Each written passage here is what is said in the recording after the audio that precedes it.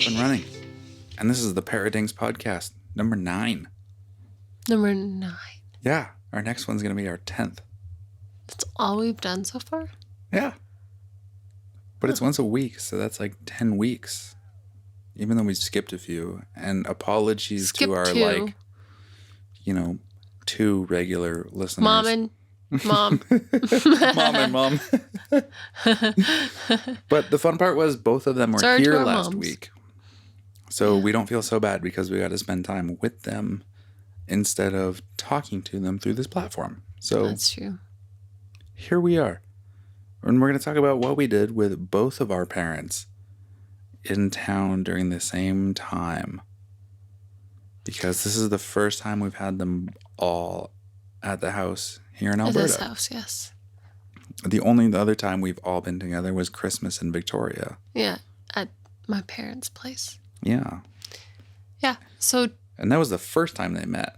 So this is now the second time everyone's been hanging out That's together. true, but they've been chit-chatting. Oh, yeah. They were fast friends, which was a great turn of events. Yeah, very easy. It's been great. Yes. Not a lot of pressure. But, so Tuesday, what date was that? What day is it today? I don't know. Today's the 11th? 11. Anyways, Last week, one of the first weeks of July, our parents came over. So Jake's parents drove from Spokane. In Washington State?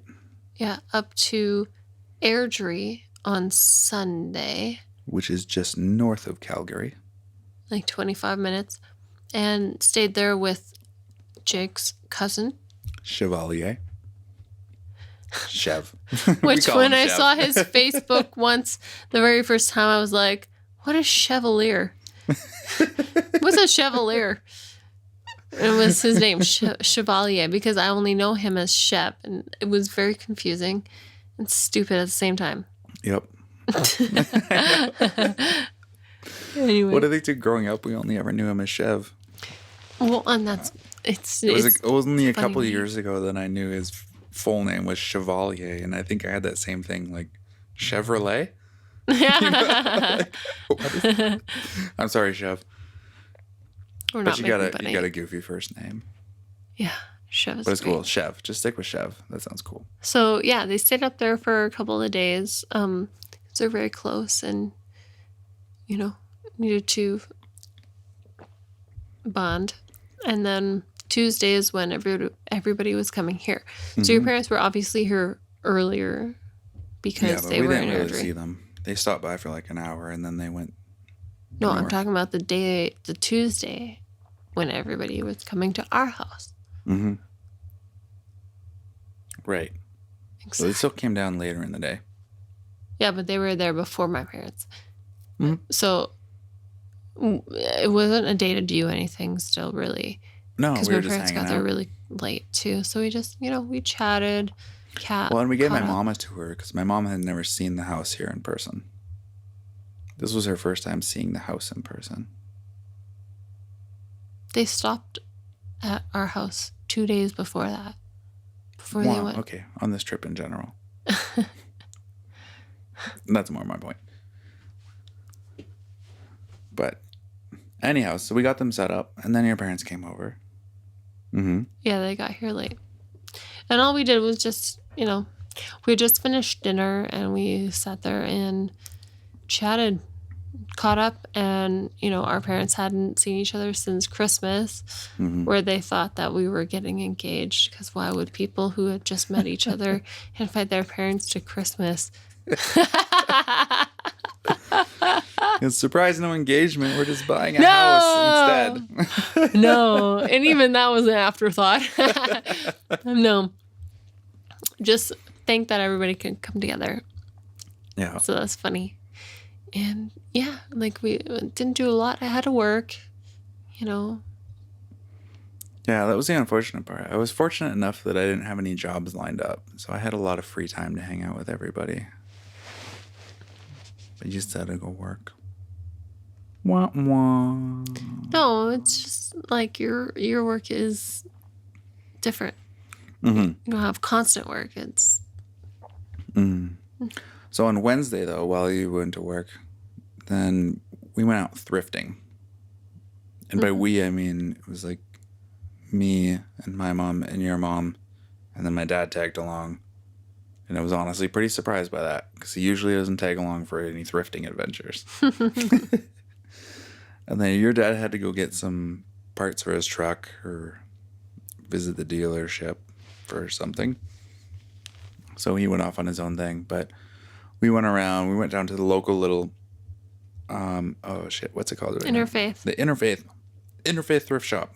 They got great furniture finds. There's so many pieces of furniture, like outside, inside, mattresses, frames, like all sorts of fucking shit, really. Like, it's really great. They have a really great rotating selection. Yeah. So I think the furniture moves really well, quick and they from put there. the date on there, right? They put the date on the piece that it came in, and then they reduce the price as the days go further. So it's quite the deal. Yeah. We've gotten a lot of stuff from there. We got our couch. Not a lot of furniture, but we're starting to pick up more furniture. Yeah, because the couch and the dresser, those are the biggest pieces we've gotten from there. And the TV stand Just here. recent. Yeah, because we had to fill in. Yep. And that couch was awesome. $40 couch. I don't think I've ever bought a cheaper couch in my life. So old That's school. as comfortable and cool. It's a green crushed velvet with this awesome sort of wood and almost a Wicker. wicker, right? Wicker design on that. Wicker rattan, yeah. Yeah. That works. It's awesome. We'll share photos on the Instagram of it. But anyhow, we went over there, and then I decided as well there was another antique shop over by the Costco, or sorry, not antique, but thrift shop over by our Costco. So we went to that one. Your mom scored there. She found some cool stuff, like including a big. Oh, I don't know if I should spoil it, but anyway, some big kind of stuffy for grandkids and. Oh no, I saw it, the unicorn. Yeah. So it was so cute. Yep. She found. I feel like your mom got really good finds for herself there. And the rest of us stood out right there too. Oh, I found our spaghetti container. Finally, a container that could hold all the pasta. And what do we do? Oh, from there I devised a route. I wanted us to stop over at Scotsman Hill because that's a really cool neighborhood. My dad loves looking at like homes and really nice homes and neighborhoods, and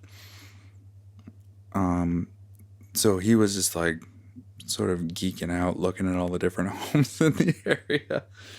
But I think it's also one of the coolest views of Calgary that you can find if you're wanting to look for something downtown, because it's something where there's not a lot of very high elevation points here, I feel, but Scotsman Hill is one of them, and it's one where you're literally right next to the Saddle Dome with downtown right behind it, and then there's the Rocky Mountains far off in the distance. And if you're lucky enough to be there at a sunset, then you get the glorious colors of like the brilliant bright magentas and reds and yellow oranges of a sunset streaking out behind the city as it bathes in this dusky blue shadowy goodness behind it. But I do think it's something that's so cool where like it's similar to the view from what is it, Queen Elizabeth Park in Vancouver, where you're a bit away from downtown, but you can kind of go up on this one hill area and it looks over all of downtown and you see the mountains behind it. And it's a really awesome view, but the city is so far away from you. You still feel like it's a ways away. You're like, oh my gosh, we still have to go into downtown. Versus this view from Scotsman Hill here in Calgary, I feel like you're right there. It's there. You're like, I can touch the Saddle Dome. It feels really cool in that regard. And we were standing out there watching them as they set up all the Stampede rides and the Stampede grounds and everything for the big fiesta to come. Yeah. And then from there, we drove down to another antique and oddity shop that was really cool and full of wild old shit that I think is quite overpriced, but also contained much dead animal carcasses that freaked your mom out. Yeah, no, she didn't like that. And she just told me today. Mm-hmm. She's like, everywhere I turned, I was trying to leave. I had to go outside, and there was a buffalo. Yep. Yep. There were. I didn't notice until she pointed it out, like the quantity of. Well, and she said Animals most people probably wouldn't notice. Yeah. It's just if that's the kind of thing that freaks you out. You go, there's a lot of animals apparently around there. Totally. But they had a cool selection of things from all different eras. Like, I feel like stuff from almost, 20s and 30s up trying to to sort make of it 70s and 80s. Okay, by saying it's an antique shop. Mm-hmm. These are things from all throughout the times and or old or whatever, but then it was just a lot. Yeah. It's a lot. There's a lot. There is a lot. That's part of the charm of it, but... Well, I'll still have to go. Yeah. I'd like to see. Yeah. You have to go check it out. I found a cool moose. It's a giant mounted moose head there. Which was awesome. And what did we do? Oh, from there we went down to Inglewood. And we wandered the streets there a little bit. I got some shaving stuff. Well, not shaving stuff, I should say. I got a beard brush. Made and with boar's shampoo hair. And conditioner and all that. Because it's been really difficult to keep a beard and keep your skin from not like drying out and scabbing up and peeling off and being painfully uncomfortable here in Calgary. Yeah. So I needed to seek some professional advice. Yeah, as soon as we got here, our skin just dried the fuck out. Mm-hmm. Yeah. Well, it's a dry place. And then we went into a Japanese knife shop. Because Dad and I were like, let's go look at Japanese knives. And there was this cool guy, Jacob, who worked there. So not a Jake, but a Jacob. Mm-hmm. He worked there. And he was showing us all the different knives. We got to cut some tomatoes, and I cut one that was super razor thin. Yeah. And then, what did we do after that? We had a drink at the Dirty Duck. And then we came home. And I think we were there for the rest of the night. And then we hung out. But Thursday morning, your parents had to leave. Yeah. And then you guys went for a bike ride, and your dad's bike was stolen. Oh. Yeah, it was the worst part of the whole trip in that regard. I feel really bad about that one. So did my mom. Like, I was talking to her today, and she was feeling really shitty about that, and she was asking me about how did that happen? I'm like, well, we had just that chain lock. Mm-hmm. But it doesn't matter, because it doesn't matter what it would have been locked with. Somebody was getting in there. Yeah. But we had a chain lock that you and your dad had to lock together because he didn't bring his lock from home. Well, even his was a chain, but... Regardless. Yeah. That's why, you guys hooked up together. Regardless, that's how it was hooked up. Your mom had her own lock, and some guy just decided to cut your lock, take your dad's bike, and leave yours because his bike was way better. True. Well, it's an electric bike, right? Yep. But I'll say, so we started in the morning. I told my parents to bring their bikes because I've enjoyed riding around a lot of Calgary and discovering the trails, and especially the river walk. And there's a bike trail that goes along with the walking trail. And it's a really fun, sort of Zen meditative exercise for me in the middle of the day, where usually that point between 1 and 3 p.m. where I get really tired and I want to just sleep. If I'm not tired enough to sleep, then I end up just going on the bike and riding around. It's where you're mentally tired, but you still have energy and your body won't stop. So I found a bunch of cool things to ride around, and my parents got these electric bikes, and they love riding around on them. So I told them to bring their bikes with them so we can go ride around town. And so we had gone all the way down into Inglewood and along the area where they do all the kayak training. And my dad and I had done some hot laps around there's a cool pump track there. So it's got all these hills and these fun banked curves, and you can just ride really quick and tight through that. And then we went downtown to go to the library because it's such a beautiful building here. And my mom really appreciates libraries, and my dad can appreciate awesome architecture, and there's a coffee shop in there. So I said, let's go to the library and we'll get a coffee. And then the plan was from there, continue on to Flirty Bird to get some fried chicken sandwiches. Shit, you never got those. Yeah. Because I wanted them to try that as well. So I thought we would just bike around town and then go go back home after getting some sandwiches. But so we roll into the library, and where the library is in town, there's kind of a sketchy group of people that hang around out there. And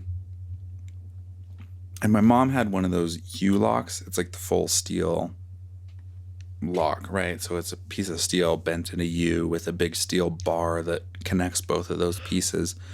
And you lock that to your bike frame and lock, the bike frame to the metal secure. post. Yeah, it's harder to cut through. Or it appears to be more secure. Yeah. And then I only had this shitty little cable lock, which it's a combination lock with, some braided steel cable, but still pretty easy to cut with a pair of bolt cutters. And my dad did not bring another lock. I should also mention, on these e-bikes, the batteries lock onto the frame, and you need a key to lock those in. And my mom brought her key, so we unlocked her battery and took it with us.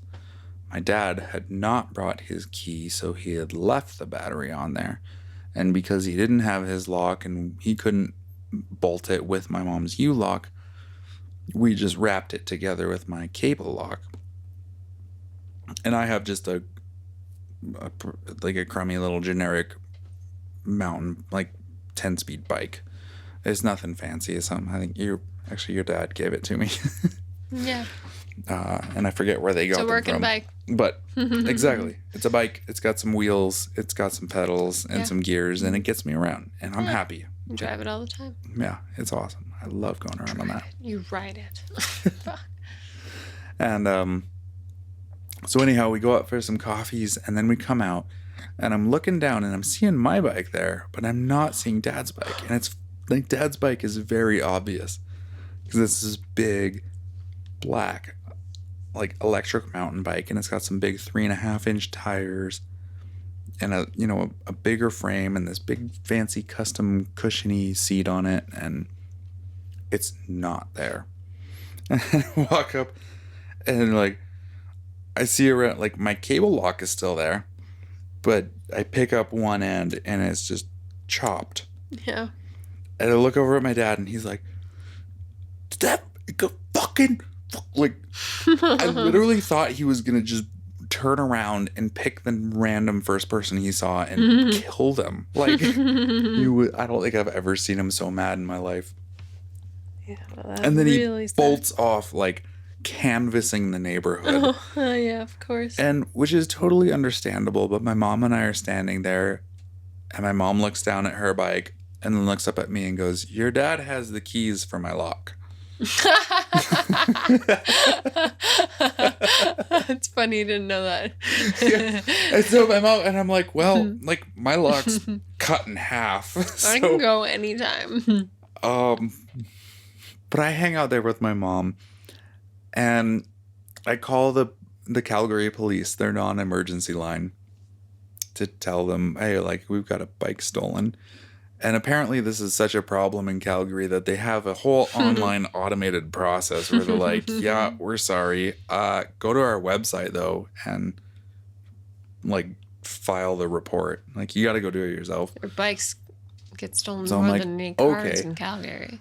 I guess. Well, especially around the library. It's kind of in that area where a lot of the homeless and the the drug addicted, and like A beautiful that library, crowd of but people not a good hanging area. around. Yeah, beautiful building, not a great crowd. And but anyhow, so I talk with them, and then I go inside to check with security. They asked me to see if they have any video footage of that area. Sorry, the police asked me to check with library security about if they have any footage or camera coverage of that area. Probably not. Like, I don't know. I feel like bike theft, it's something that, like, yeah, good luck. Like, Yeah. you know, 10% or less of people maybe get their shit back, but, like, you know, no one gives a shit about bike theft. Because even as we're standing out there, then after I chat with everyone, these two cops roll by, and the Calgary bike cops, and they're in their truck, though. So they have pickup trucks with their bikes hanging out the back. And I go up to them, like, hey, we just had a bike stolen. And the guy, like, without even missing a beat, he's just like, yeah, that'll happen. I'm like, oh, cool. Frequent problem for you. Sucks. You know, but he was nice enough, like, you know, he told us what to do, and I was like, yeah, I've already talked with your dispatch. But he was like, well, do you have a picture of the bike? And thankfully enough, we had stopped and we took a photo at one of the big, they have these big yeehaw letters that are cut out and placed around Calgary for the Stampede here. And my mom thought they were so cool and wanted a photo with my dad in them. And my dad's bike was in that photo, so I was able to give him that, and he took a photo of that. And then he had recommended us, for anyone who has a bike that they're concerned about, go to the Bike Index. Just Google it. It's like bikeindex.com or .org. You can register your bike there. If it's an expensive one, put the serial number in, add some photos of it. Apparently it's a database that a lot of law enforcement across North America reference when they're looking for stolen bikes. And you can also buy like Facebook ads if your bike is stolen, and really get the word out there to people in the area. So I would say just, you know, be preemptive. Register your bike there, have it there. You can mark it stolen if it's ever stolen. Hopefully it'll come back. They claim on their website they've recovered like $18 million worth of bicycles in their existence. How many bikes is that, though? I don't know. Exactly. But that's a lot of bikes still. But yeah, I felt really shitty about that for his visit. Or like we had such a fun day. Lost his bike. Yeah, we had such a fun day driving around or riding around. And then to have it end that way was a real fucking downer. So I don't know, like I really don't like thieves. I think that's it. Yeah, I really don't. I was joking with my mom. Well, like half joking. I was like, remember back in, well, not in our days, but you know, back in history when they used to cut the hands off of thieves as their punishment. And I was like, man, we should really bring that back. For certain people, yes. Well, I'm like, yeah, like you steal shit? Fuck. But anyhow, this isn't a political show.